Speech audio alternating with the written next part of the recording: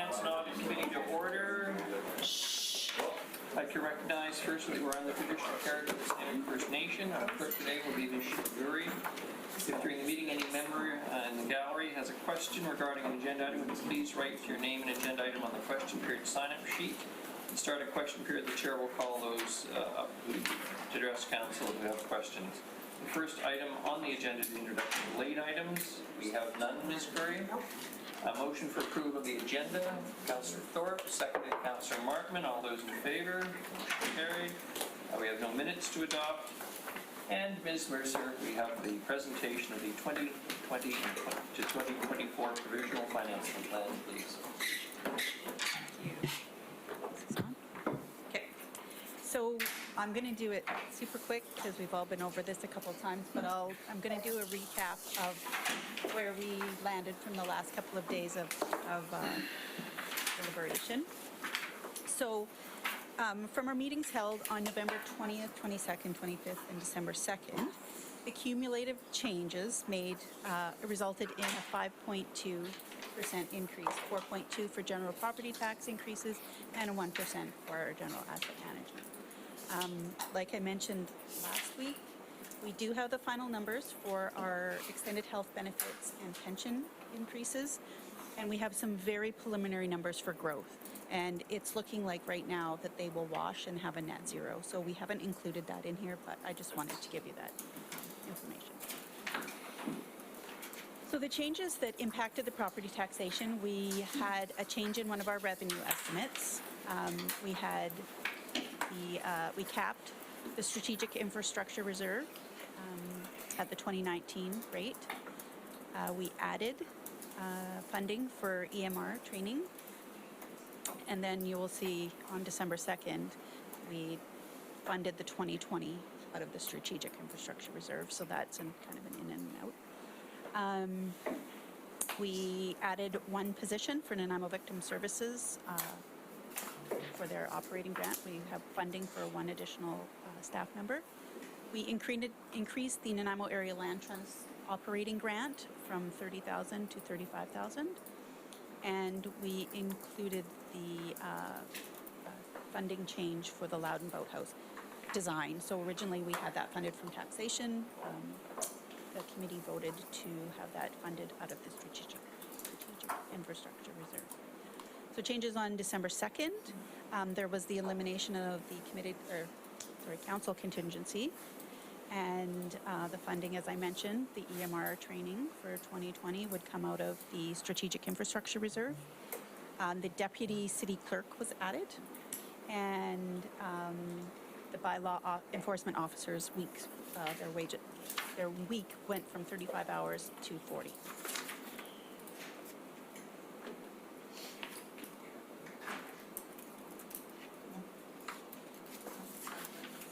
There is in the package you have in front of you, so I'll... the second, I think it's slide 5, there is changes that are other changes. So changes that were made but didn't impact taxes. So we had changes from November 25th. We funded the 2020 increase in the Vancouver Island Symphony's operating grant of $30,000. We funded that from the Strategic Infrastructure Reserve. And we also funded $35,000 for the Marie Davidson Bike Park design from the Strategic Infrastructure Reserve as well. Changes from December 2nd, the bylaw officers were funded from the parking. Yeah, that's the other portion. Yeah, the other portion, okay. So the slide you haven't, we have a slide deck that was updated. Councillor Hammond has a question. Sorry, what do you mean by the other portion? So part of that funding for the bylaw officers, part of their wages come out of parking. Okay. So there's a portion of that add. Part of it was general taxation, part of it was from the parking reserve. Okay, thank you. So the typical, based on all these changes, the typical impact to a typical household in Nanaimo is about $109. There was no change in the user fees, and so the cumulative total between user fees and property taxes is $158 per typical household. Councillor Armstrong. That's not including RDM, right? No, that is just the city. She's really Talk about throwing the chair under the bus, Councillor Armstrong. RDM is. So next steps are, the plan is to bring a bylaw to you on December 16th for first 3 readings.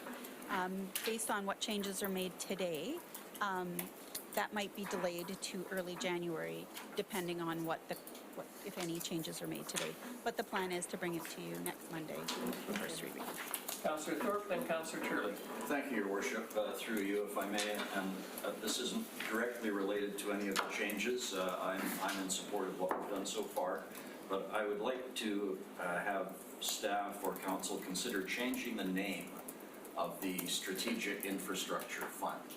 It's something I struggle with, and it's only, I think, because of the semantics. We are funding some operational things out of what we're labeling an infrastructure fund, and I think we'd be better served, just in the interest of clarity, to call it a strategic reserve or something else, but consider changing the name. I just throw that out there. Yep, you can consider that. There is, Before I go to Councillor Turley, strategic priorities perhaps, or something along that line. Councillor Turley? Thank you, Your Worship. Through you to Mercer. I have a question and a comment. The question is, this is labeled provisional financial plan as opposed to budget. Is there a difference? no. So this does or does not include expenditures coming out of reserves, like for example, for press pipeline, that kind of thing? It through your worship to Councillor Hurley, it is everything. So it is all the expenses and all of the funding sources are included in it. Thank you. Unlike Christmas, there will be no surprises. Councillor Brown. Thank you, Your Worship. Through you to Mr. Mercer, this is a question that doesn't impact this year, but I was just curious. In 2021, sorry, my question is basically around the RCMP, what is the 3 additional positions, what is the annual hit? It'll probably increase a little bit. Annual investment. One second and I'll get that. It's about 150 an officer at least. Oh, 180. 180. I'm going to say about 450, but I'll let Ms. Fuller give me the... $500,000. Okay, and my other question is that either you or Superintendent Miller position? Yeah. So someone keeps calling him constable or chief. Someone keeps calling him chief. You mentioned there's a delay in receiving the officers, so when you ask for them, is it 2 years? A year? Okay. Sorry. No, through Councillor Armstrong is correct, that it could take up to a year to get those officers here, depending on who they have available, recruitment out of Right. training and all. I see Ms. Fulch. Ms. Fuller. Through the chair to Councillor Brown. So now the budget we get from E-Division, who provides the budget for the RCMP, includes not just the 3 officers, but their other anticipated increases. So the budget requirement for 2020, we're looking at 25.2 million, then we go up to 26.4 million, 27.6, 28.9, and about 30.3 million. That's over the 5 years, but of course that's subject to change because we get an updated budget from the division every year.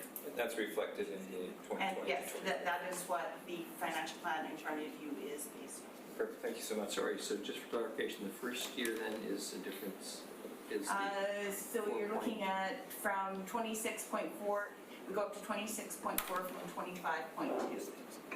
So over $1 million, almost $1 million, what, 900,000? No, over $1 million, 1.1? At the end of the day, trying to do math.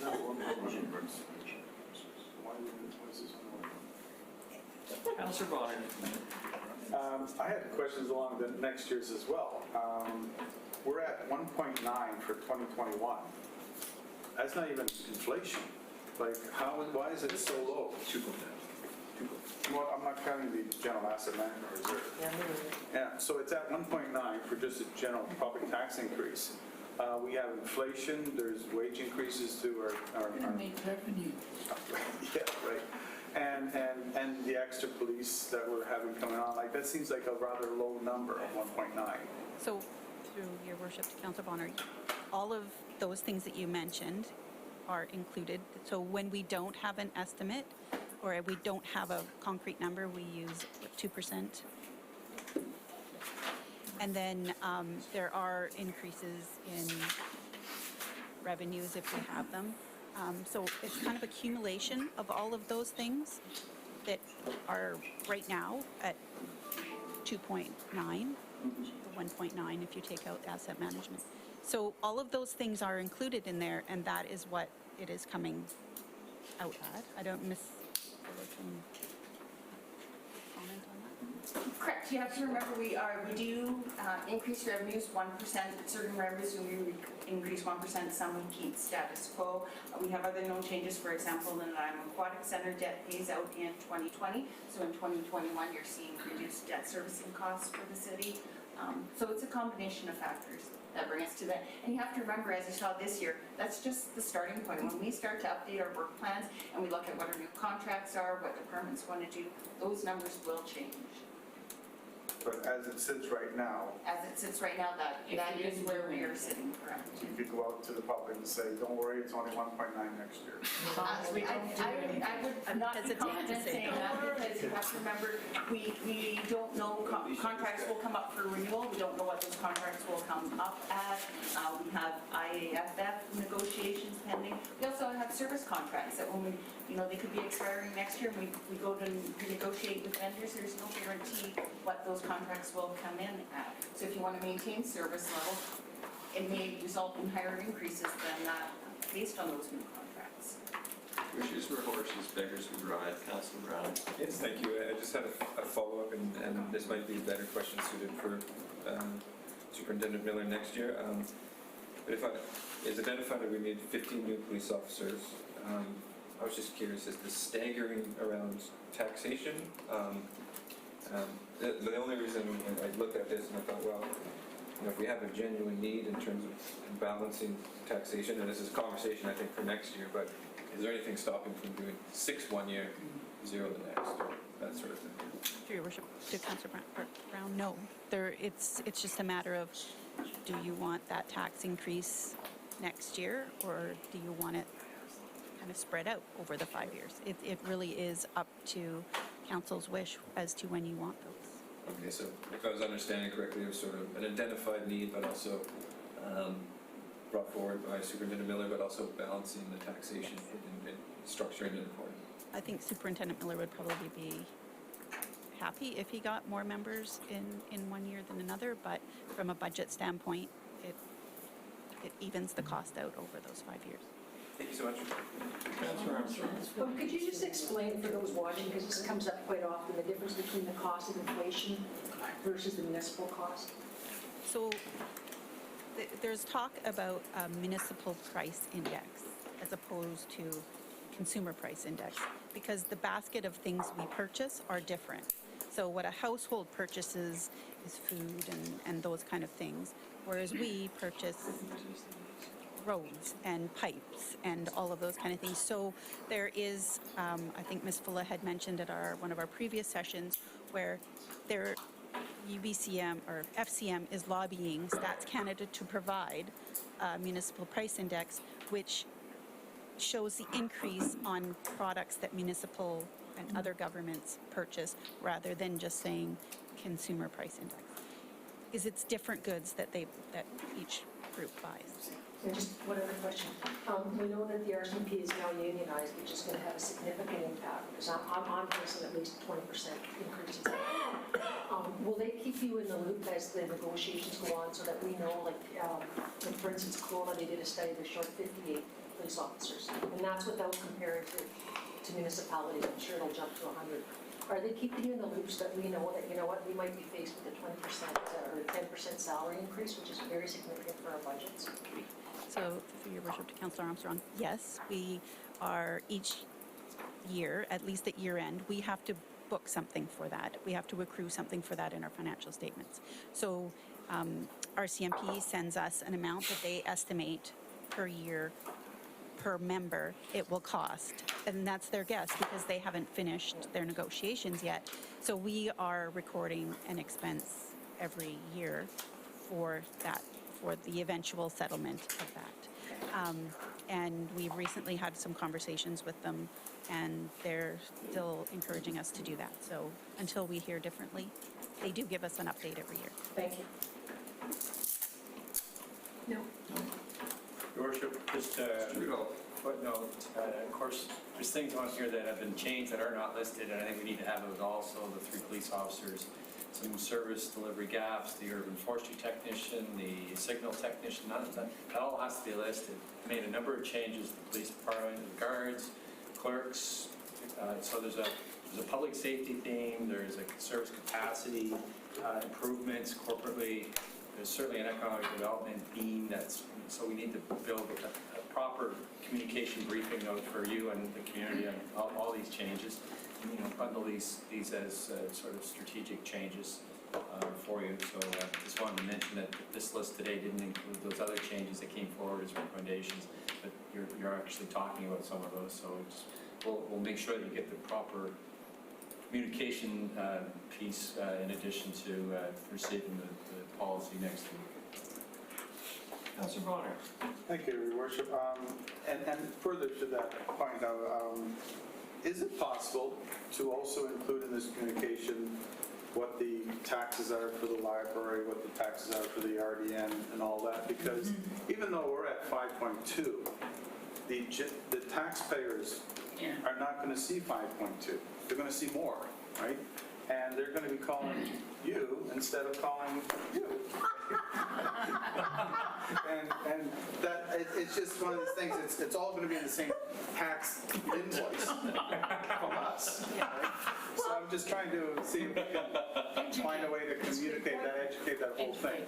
So through your worship to Councillor Bonner, that is hard to do because what happens is when we get the final requisitions from, say, the regional district, we calculate a notice, but we don't have that until March or April. Yeah. So it's hard for us to do that now. And then the same with the library as well. We calculate what rate per $1,000 of assessed value to tax, but we don't do that calculation till March. So because we don't have final BC assessment numbers, we don't have all of this.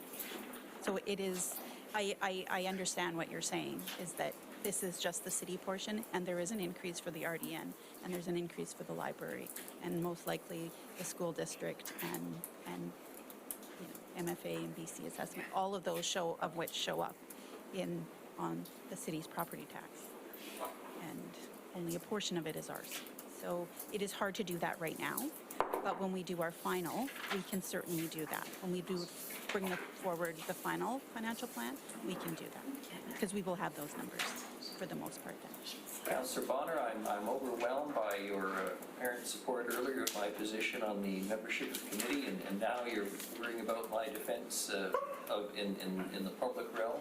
I'm sure Ms. Ferrothi is carefully noting all of this, and I will stand shoulder to shoulder with the chair of the regional district and IMO in defense of the necessary increases. But I do appreciate your concern, and it is a complex thing, and I'll end the facetiousness now and then say that I think it's important that we do start to explain in a more fulsome way to people who are actually paying attention about what the increases are and why they're being increased, and the services that they're getting. It's the cost of belonging to a civilized society, to paraphrase what Chief Justice Marshall said, I think. Mr. Councillor Turley. Thank you, Your Worship. This would be a question to Mr. Simmons, and it may not be appropriate at this meeting, but I'm going to ask it anyway. With regard to Front Street, and I believe it was somewhere around $400,000, when was the last time the water, sewer, and storm drain was upgraded on Front Street? Is it coming up? And I don't need an answer right now. Is it likely to be coming up in the near future, or is it safe for another 30 years? Or Those questions are valid, we always think about them, and I will get back to you Okay, on thank the you. question, Your Worship, but I think if I recall, it was 1988 that Front Street was, the infrastructure was installed, but that's sort of off the top of my head. And the reason I ask is I'm having a struggle supporting the financial plan based on expending money on the bike lanes when in other projects we do the whole thing, hopefully a bit of the savings at once. When we could be using some of those funds for some of the areas where we're experiencing pedestrian safety that, in my opinion, are more immediate than a bike lane. Right, I think if you recall, Your Worship, the overall presentation that Mr. Rosen gave, those kind of considerations do come into our project plan.